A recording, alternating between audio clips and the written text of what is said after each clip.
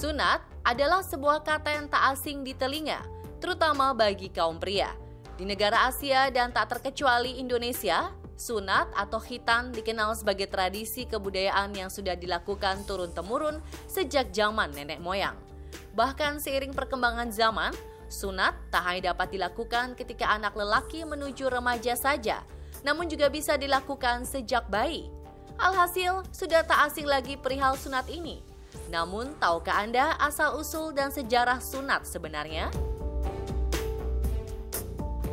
Setahu gue sih sunat itu untuk selain ada di agama, dianjurkan di dalam agama, dan itu untuk kesehatan sih setahu gue. Kalau buat aku sendiri sih, ya itu adanya sunat pun karena dengan alasan kebersihan dan juga kesehatan. Jadi ya kalau bisa dilakuin kenapa enggak gitu. Zaman hukuman itu kan kalau orang yang nggak mengenal sunat itu kan sebelum Islam lahir. Itu tuh udah dekade zaman Romawi itu. Itu memang itu hukuman. Tapi setelah Islam turun, itu bentuk dari kesehatan ajaran Islam. Pertama, pria maupun wanita harus disunat karena itu buat ngebersihin. Kalau untuk sunat yang saya tahu itu untuk kesehatan dari pribadinya, dan karena untuk Islam juga diwajibkan untuk disunat karena memang untuk di ujungnya itu kenapa untuk diwajibkan karena itu bisa menyimpan najis gitu. Makanya kalau seorang muslim itu harus disunat. Menurut sejarah, asal mula sunat terbagi di beberapa negara, yaitu Mesir, Israel, Afrika, Oseania, dan Australia.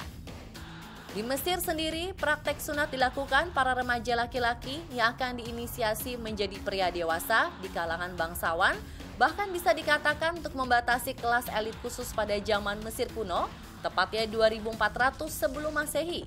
Hal ini terlacak melalui sebuah relief di tanah pemakaman kuno Saqqara yang menggambarkan serangkaian adegan medis menggunakan sunat pisau. Sementara di Israel sendiri memiliki perbedaan mengenai sunat, yaitu merupakan penanda etnis yang menunjukkan bahwa mereka adalah bagian dari bangsa Israel. Beda tempat, berbeda pula sejarahnya.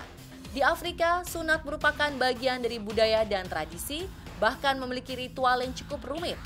Lalu untuk di kawasan Oseania, bisa dibilang sedikit menyeramkan karena dalam pelaksanaannya mereka menggunakan kerang laut sebagai alat potongnya.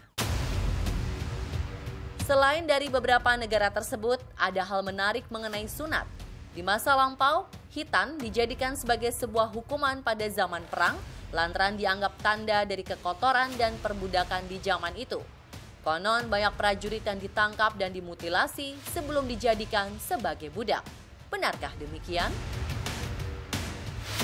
Ya, itu kalau zaman kerajaan zaman dulu itu kan sebetulnya ada alasan-alasan intervensi ke kerajaan lain. Itu kan punya alasan-alasan agama, alasan moral, ya, bahwa yang masyarakat dijajah itu atau yang ditaklukkan itu kan lebih rendah ya secara peradaban ya.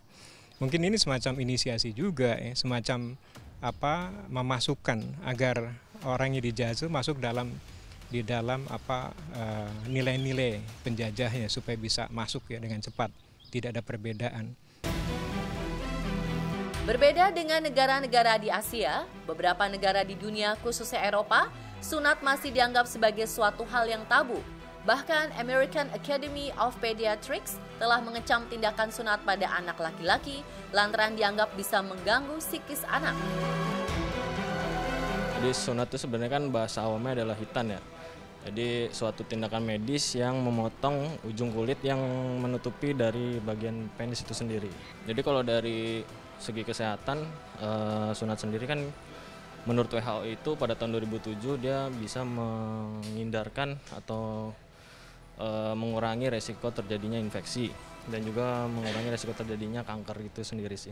Dari dunia medis pun juga menyarankan itu sendiri.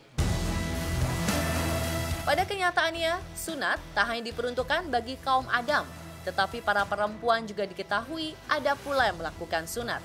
Bahkan menurut data, UNICEF memperkirakan lebih dari 200 juta anak dan perempuan dewasa melakukan tradisi sunat di Afrika, Asia, dan Timur Tengah. Jadi ada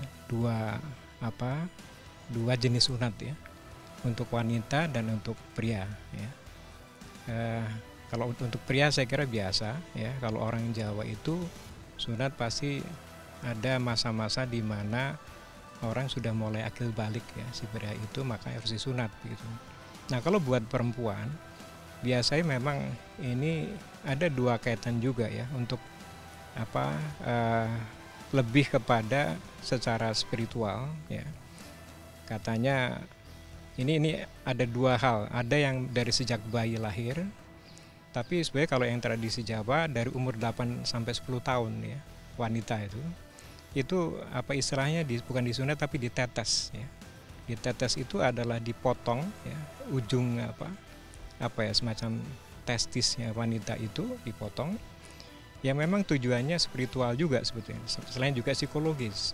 Spiritual itu karena memang ini memutus rangkaian energi-energi ketika dia masih di alam lain kepada energi yang baru ya di dalam dunia ini. Yang kedua sebenarnya memutus semacam pengurangan potensi libido wanita.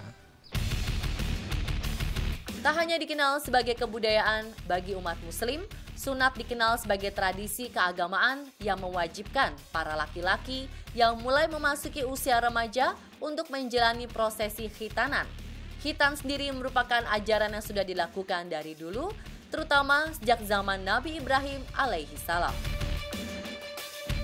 Dan khitan ini sangat wajib, diwajibkan oleh Allah dan Rasulnya masalah khitan bagi anak laki-laki, namun disunahkan bagi perempuan.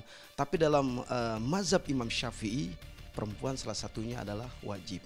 Sebagaimana Allah Subhanahu wa taala mengatakan, "Tsumma auhayna ilaika anittabi millata Ibrahim hanifa."